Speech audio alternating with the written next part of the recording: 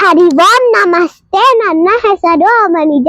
ನಾನು ನಿಮಗೆಲ್ಲ ಸತ್ಸಂಗದ ಫಲ ದೊಡ್ಡ ಅಥವಾ ತಪಸ್ಸಿನ ಫಲ ದೊಡ್ಡ ಅಂತ ಅನ್ನೋ ಕಥೆಯನ್ನ ಹೇಳ್ತಾ ಇದ್ದೀನಿ. ಬಹಳ ಹಿಂದೆ ವಸಿಷ್ಠರು ಸತ್ಸಂಗದ ಸಪ್ತಾಹವನ್ನ ಮಾಡ್ತಾರೆ. ಆಗ ಸಪ್ತಾಹದ ಕಡೆಯಲ್ಲಿ ವಿಶ್ವಾಮಿತ್ರರಿಗೆ ಅದರ ಕಾಲು ಭಾಗ ಫಲವನ್ನು ಕೊಡಕ್ಕೆ ಹೊರಡ್ತಾರೆ. ಆಗ ವಿಶ್ವಾಮಿತ್ರರಿಗೆ ಒಂಥರ ಅವಮಾನ ಆದಂಗಾಗುತ್ತೆ. ಬರೀ ಕಾಲೇ ಭಾಗ ಕೊಡ್ತಾ ಇದ್ದಾರಲ್ಲ ಅಂತ. ಆಗ ನಾನು ಇದಕ್ಕೆ ಕರೆಕ್ಟ್ ಆಗಿ ಪ್ರತೀಕಾರ ತೀರಿಸ್ಕೋಬೇಕು ಅಂತ ಅವರು ತುಂಬಾ ತಪಸ್ ಮಾಡಿ ಅವರ ತಪಸ್ಸಿನ ಫಲವನ್ನು ಕೊಡಕ್ಕೆ ಹೊರಡ್ತಾರೆ.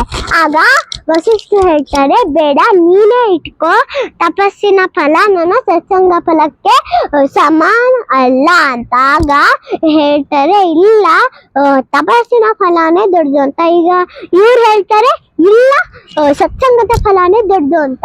ಆಗ ಅವರಿಬ್ರು ಮಾಡ್ತಾರೆ, ನಾವಿಬ್ರು ಒಂದು ಕಾಂಪಿಟೇಷನ್ ಮಾಡೋಣ, ಯಾರ್ದು ಕರೆಕ್ಟ್ ಇದು ಅಂತ. ಆಗ ಜಡ್ಜ್ ನ ಸೆಲೆಕ್ಟ್ ಮಾಡಿದ್ರು. ಯಾರು ಅಂದ್ರೆ ಸೂರ್ಯ, ವಾಯುದೇವ, ಅಗಸ್ತ್ಯರು, ಆಮೇಲೆ ಆದಿಶೇಷ. ಇವು 4 ಜನ ಜಡ್ಜ್ಗಳು. ಆಗ ಫಸ್ಟ್ ವಿಶ್ವಾಮಿತ್ರರು ಹೋಗ್ತಾರೆ. ಆಗ ಫಸ್ಟ್ ಸೂರ್ಯನ ಹತ್ರ ಹೋಗ್ತಾರೆ. ಆಗ ಸೂರ್ಯ ಹೇಳ್ದ, ನಾನು ಜಗತ್ತಿಗೆಲ್ಲ ಬೆಳಕು ಶಾಖ ಎಲ್ಲ ಕೊಡ್ಬೇಕಲ್ಲ, ನಾನ್ ಬಂದ್ಬಿಟ್ರೆ ಯಾರ್ ಕೊಡೋದು ಅಂತ. ನೀವೇನಾರು ಇದಕ್ಕೆ ಯಾರನ್ನಾರು ನನ್ನ ಬದಲಾಗಿ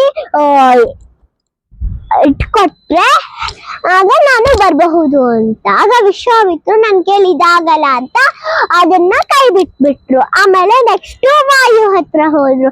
ಆಗ ವಾಯುದೇವ ಹೇಳ್ದ, ನಾನು ಈ ಜಗತ್ತಿಗೆಲ್ಲ ಗಾಳಿ ಕೊಡ್ಬೇಕು, ಈ ಜಗತ್ತಿಗೆಲ್ಲ ಗಾಳಿ ಕೊಡೋರು ಯಾರು ಇದ್ರೆ ನಾನು ಬರಬಹುದು ಅಂತ. ಇದು ಆಗಲ್ಲ ಅಂತ ನೆಕ್ಸ್ಟ್ ಅಗಸ್ತ್ಯರ ಹತ್ರ ಹೋದ್ರು. ಆಗ ಅಗಸ್ತ್ಯರು ಹೇಳ್ತಾರೆ, ನಾನು ಬಂದ್ಬಿಟ್ರೆ ಈ ವಿಂಧ್ಯ ಪರ್ವತ ಮತ್ತೆ ಬೆಳೆಯಕ್ ಶುರು ಆಗೋಗುತ್ತೆ, ಎಲ್ಲಾರ್ಗೂ ಕಷ್ಟ ಆಗುತ್ತೆ. ಆಗ ನೆಕ್ಸ್ಟ್ ಆದಿಶೇಷನ್ ಹತ್ರ ಹೋದ್ರು. ಆಗ ಆದಿಶೇಷ ಹೇಳ್ದ, ನಾನು ಈ ಜಗತ್ನೆಲ್ಲಾನೇ ಹೊತ್ಕೊಂಡಿರೋದು, ನಾನೇನಾರು ಬಂದ್ಬಿಟ್ರೆ ಜಗತ್ನ ಯಾರು ಹೊತ್ಕೊಳ್ಳೋದು ಅಂತ. ಇವರು ಸಪ್ಪೆ ಮುಖ ಹಾಕೊಂಡ್ ಬಂದ್ರು. ಆಗ ನನ್ಗೆ ಕರ್ಕೊಂಬರಕ್ ಆಗ್ಲಿಲ್ಲ ಅಂತ ವಸಿಷ್ಠರು ಇವಾಗ ಇವ್ರನ್ನೆಲ್ಲ ಕರ್ಕೊಂಡ್ ಬರಕ್ಕೆ ಹೊರಡ್ತಾರೆ. ಆಗ ಮೊದ್ಲು ಸೂರ್ಯನ ಹತ್ರ ಹೋಗ್ತಾರೆ. ಆಗ ಸೂರ್ಯನು ಅದನ್ನೇ ಹೇಳ್ದ. ಆಗ ಅವರ ರುದ್ರಾಕ್ಷಿಯನ್ನ ತೆಗೆದು ಇಡ್ತಾರೆ. ಸೂರ್ಯ ಎಷ್ಟು ಬೆಳಕು ಮತ್ತೆ ಶಾಖ ಕೊಡ್ತಾ ಇದ್ನು ಅಷ್ಟು ಆ ರುದ್ರಾಕ್ಷಿ ಎಲ್ಲಾ ಜಗತ್ಗೂ ನೀಡುತ್ತೆ. ಆಗ ಖುಷಿಯಾಗಿ ಸೂರ್ಯ ಒಪ್ಕೊಂಡು ಬಂದ. ಆಮೇಲೆ ನೆಕ್ಸ್ಟ್ ವಾಯು ಹತ್ರ ಹೋದ್ರು. ಆಗ ವಾಯು ಅದನ್ನೇ ಹೇಳ್ದ, ಏನ್ ವಿಶ್ವಾಮಿತ್ರ ಹೇಳಿದ್ರು ಅದನ್ನೇ ಹೇಳ್ದ. ಆಗ ಅವರ ಬೀಸಣಿಗೆಯನ್ನ ಇಟ್ರು. ಆಗ ಬೀಸಣಿಗೆ ವಾಯುದೇವ ಎಷ್ಟು ಗಾಳಿ ಬೀಸ್ತಾ ಇದ್ನೋ ಅಷ್ಟೇ ಬೀಸಣಿಗೆನು ಗಾಳಿ ಬೀಸಕ್ ಶುರು ಮಾಡುತ್ತೆ. ಆಗ ನೆಕ್ಸ್ಟ್ ಅಗಸ್ತ್ಯರ ಹತ್ರ ಹೋದ್ರು.